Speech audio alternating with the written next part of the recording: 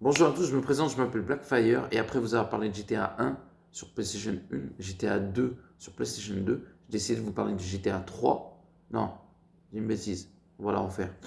Après vous avoir parlé de GTA 1 sur PlayStation 1 et GTA 2 sur PlayStation 1, j'ai décidé de vous parler de la claque de cette trilogie GTA 3, qui n'est pas mon préféré étrangement, mais qui est largement supérieur aux deux premiers, qui est une révolution incontournable à la fois sur PlayStation 2 et dans la saga GTA. C'est une révolution avec le personnage de Tony Versity.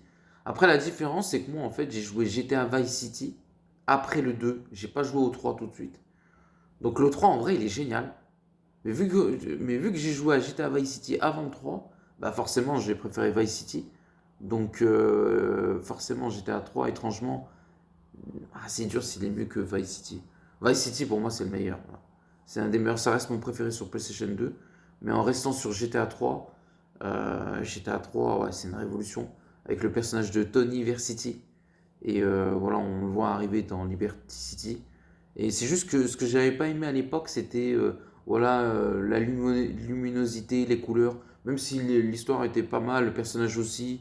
Voilà, c'était une révolution à l'époque, c'est vrai. Après, c'est sûr, quand tu joues à Vice City, tu te retrouves à jouer à GTA 3, ça te fait bizarre. Hein. T'es un peu troublé.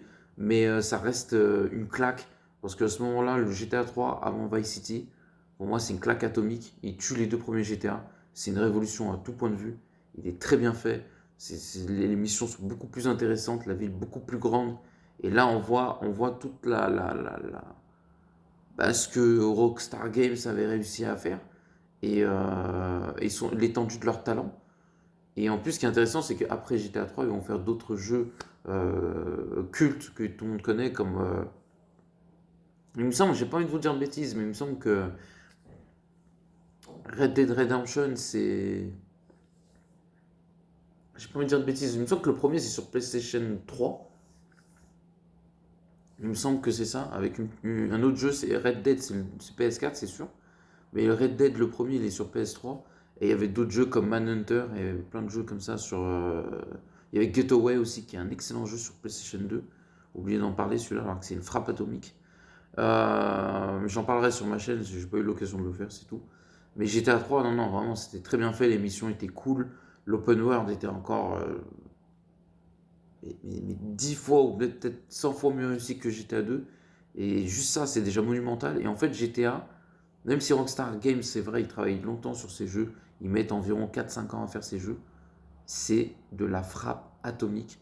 Parce que l'évolution entre le 1, le 2 et le 3, à chaque fois, elle est monumentale. Entre le 1 et le 2, elle est monumentale. Entre le 2 et le 3, t'as l'impression que c'est pas le même jeu, tellement la révolution en termes d'open world, de mission, de graphisme, de tout ça, de storytelling, d'histoire, c'est. Voilà, il n'y a pas photo entre le 1, entre le 2 et le 1 et le 3 avec les deux autres. Donc, non, non, c'est vraiment une révolution. Donc, n'oubliez pas de commenter, liker la vidéo et à la prochaine. Ciao tout le monde.